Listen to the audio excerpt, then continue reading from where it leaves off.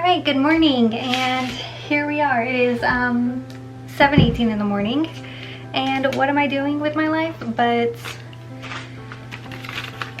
I guess I'm making another corset because... So what I have here is a pattern that I drafted from Mandy Barrington's book, her first book, and it's from it's taken off of an excerpt from 1875. And since I plan on doing a natural form dress, what I have isn't currently suitable.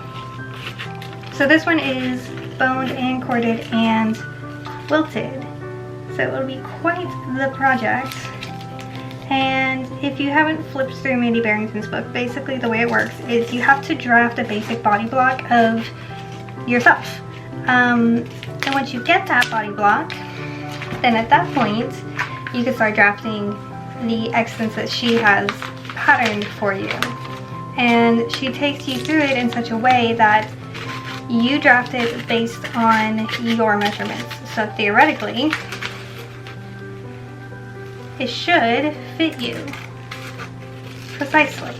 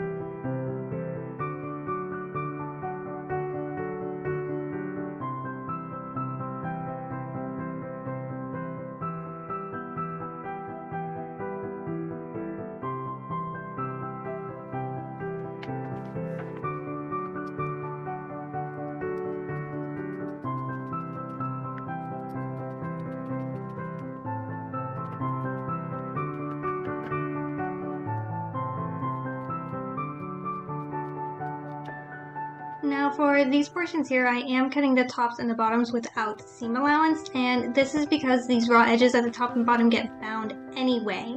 For the sides of the pieces, however, those are being cut with seam allowance so that I don't reduce the size of the patterns.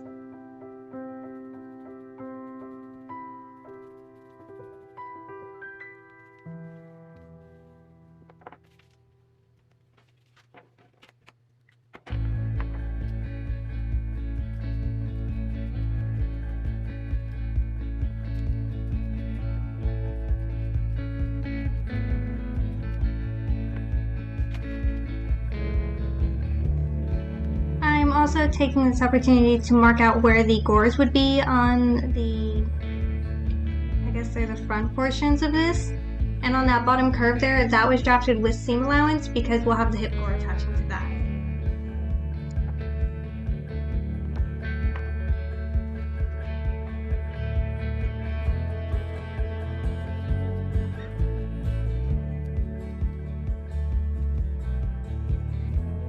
So one thing you don't see me doing here is actually cutting out 4 of each gores. This is a mistake and I do realize it later, so it does get corrected.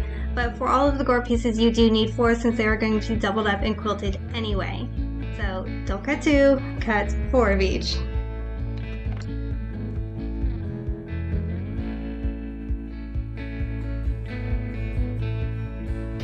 Okay, so it is now 8:37 and I've got the pieces cut out and I've got them pinned together.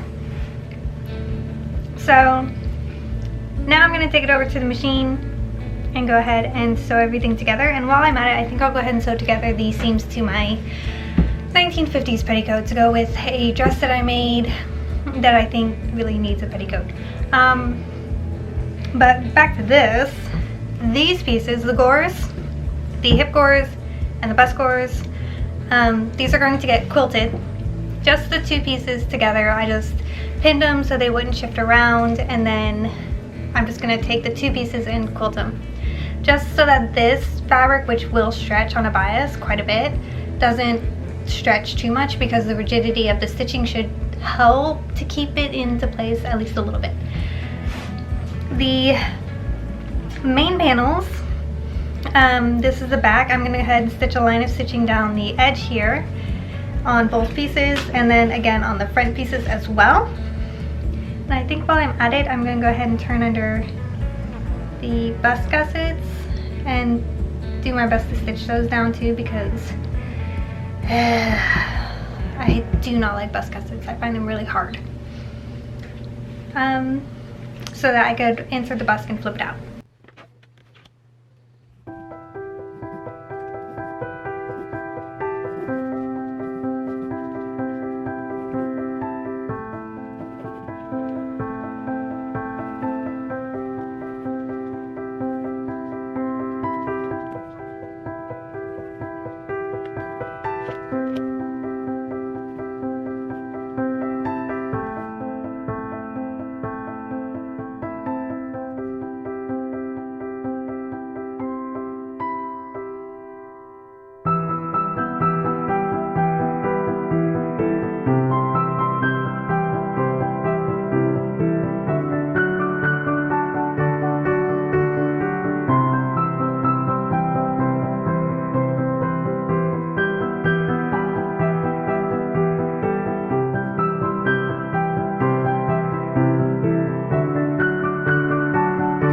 Okay, and I'm back. It is now 11:30. I took a brief snack break, but also what took so long on this was all the quilting that was done. So you could see it on this side, maybe a little bit on the clean side where I went ahead and quilted the panels. This took so long.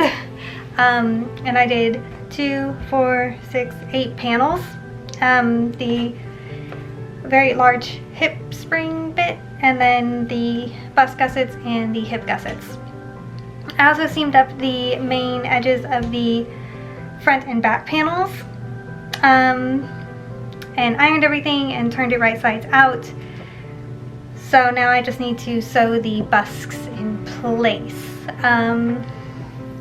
After the busks are sewn in, I'm going to go ahead and top stitch around the gussets where I've turned in the seam allowance, just so that it's secure, so when I go to add the actual gussets, it's not a complete and utter nightmare, because I'm not very good at adding in gussets. There's usually this tiny little bit at the end of the V there of raw material that I don't know how to deal with. So yeah, that's where we're at with that. And I will update you when the busks are in, maybe, if I remember. You know what, it's coming along. I'm not gonna jinx it. Okay, so I think this piece gets somehow pinned around. Somehow that gets worked around. Yeah, and attached there. God, I hope that's right. This curve was a real trick to measure, because they wanted you to measure the distance between here and make this curve match that. But trying to measure a curve is not something that I apparently know how to do. So now for pinning the gussets, I found it a lot easier to get them to be the shape I needed if I pinned them while working the fabric into a curved position. This made them fit a little bit better than if I were to try and pin them flat.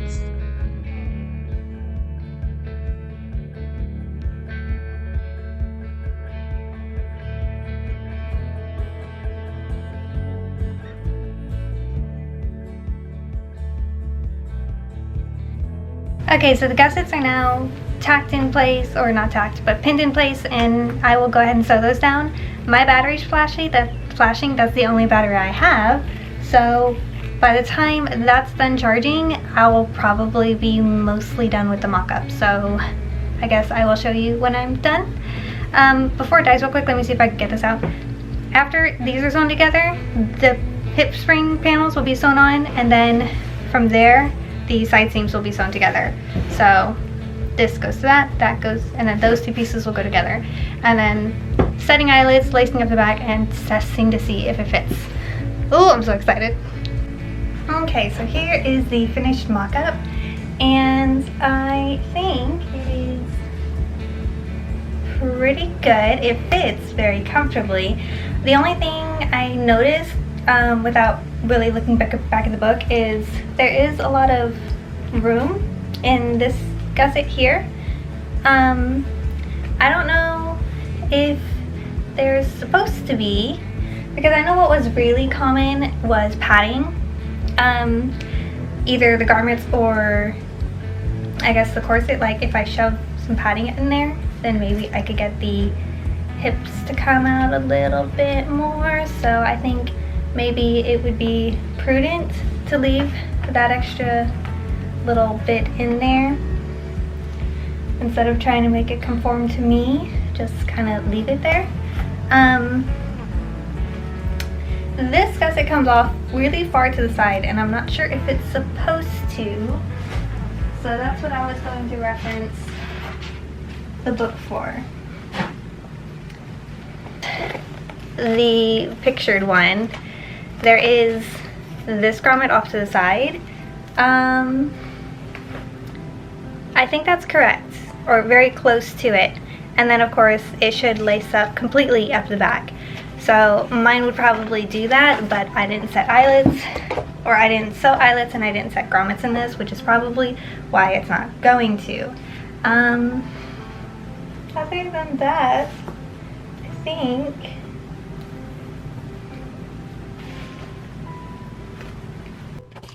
so. For the actual version of this, I did debate on whether or not I was going to actually buy couture for once, but then I found this adorable bee print fabric in my stash, and I decided I must use that instead. So I did. Now, because I did choose to use another cotton canvas for this, I did decide to stabilize it and give it a little bit more body by backing it with some cotton twill. So this would be, I guess, a double layer corset. It also kind of gave me something to sandwich the gores, the batting of the gores between. So, does that make sense? Yes. So what I'm doing here right now is I'm just putting together a layer of the bee fabric with the batting with the cotton twill.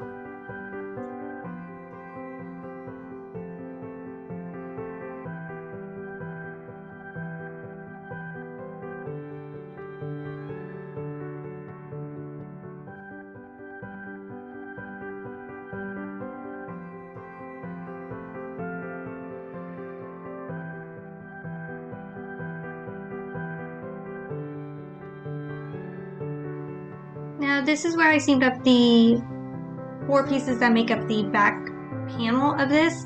So from here I'm pressing open the seam allowance, and then I'm folding it over to make up the one back piece. This will be done on the left side and on the right side.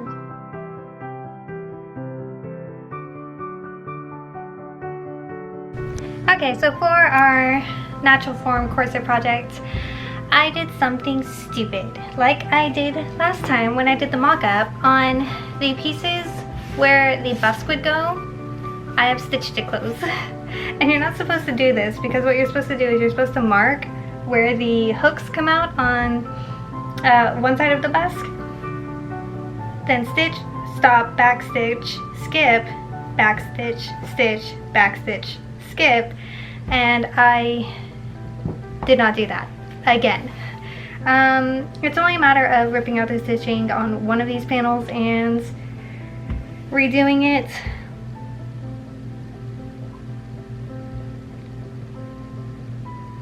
Which I'm not sure I'm gonna do, because, you know, laziness.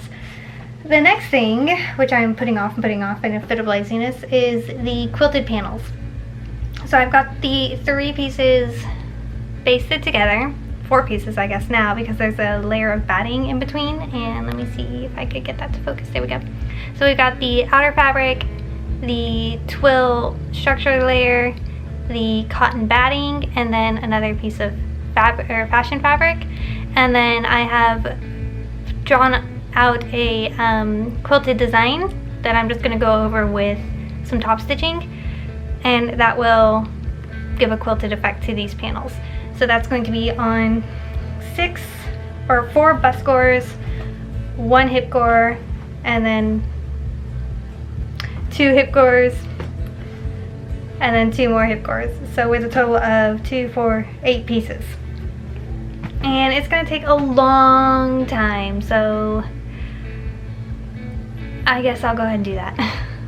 So I took one of the panels to work on during my lunch break, and on the one where I messed up on the busk, I went ahead and seam ripped just the portions where I had forgot to skip the stitching, and just kind of picked out that stitching, and then I back stitched a few stitches on either side of it so that I wouldn't have to redo the whole thing basically on the machine, because for some reason I just really don't want to use a sewing machine, I guess. So now I'm just gonna pop those open a little bit. I really am not ready to harvest the busk from my mock-up because I want to wear it a little bit more to be extra sure that I am satisfied and happy with it. So I might hold off on that because every other piece is ready except for these 4 panels, which still need to be quilted. These hip gores are done. It's just the bust gores that I need to go ahead and quilt, which won't take very long. So I think what I'll do is I'll pop it on so I can just make sure it's comfy and work on a couple of other things while quilting, or do the quilting, do a couple of other things that I've been planning on doing while wearing it to make sure that I'm absolutely 100% happy with it before. I guess I'm already committed to the new one, but just to see, I guess just to see.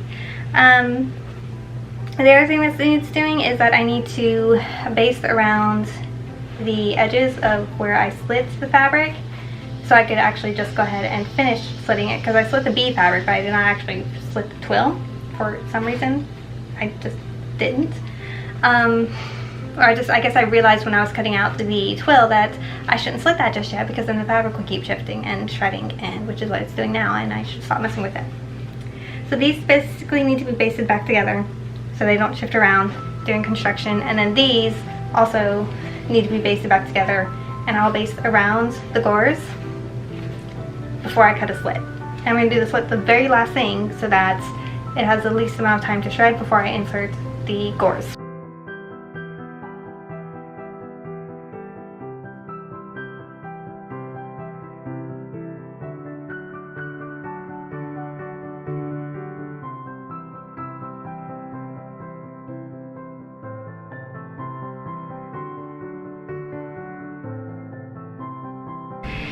Okay, so I think this is pretty much at the point where I could fit it and make sure it's good, and I think it is pretty much perfect. There is a little bit of room in the hip gores, although I think that's honestly because you can wear padding under this, and in the 1870s they did still wear a little bit of padding, even though the bustle wasn't currently fashionable at the time. They still wore a bit of a bustle, not of a bustle, a bit of a hip pad underneath, and that does allow room for the hip pad to fit underneath the corset, so that is fine. And even if I choose not to wear one, it's still fine. I think between the bodice and the skirts, the corset itself wouldn't really be noticeable. But this, I'm very happy. I think this worked out very, very well. I just have it laced up with some simple poly ribbon, but the back laces pretty much closed. I think there's a tiny, tiny little gap here, which isn't even, like, I could pull that free. I just didn't. But yeah, it laces up completely up the back. It gives me the proper, I think, silhouette that I need, and it's very comfortable. It's not digging in any weird spots, and it's just good. So I'm gonna keep this on for a minute while I try and draft something, and then see if anything comes to mind. But yeah, so far so good. if I feel like this is good and I don't need to make any further modifications, then I will probably move on and go ahead and bind the top and bottom edges. So that's where that is.